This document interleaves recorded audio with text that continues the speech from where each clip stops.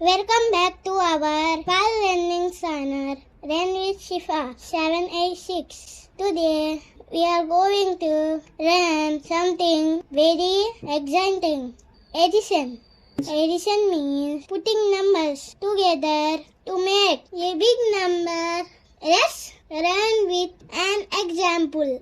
If you have 2 apples and I give you 3 more apples, how many apples do you have now?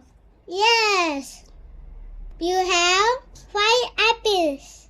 So today we will solve 10 fun addition questions. Are you ready? Let's start, and don't forget to answer before I tell the correct answer. Question number 1.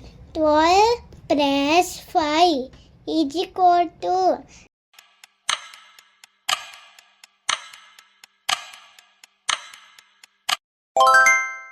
The correct answer is option B, 17. Solve this problem. You have 12 mangoes and I give you 5 more mangoes. How many mangoes do you have now?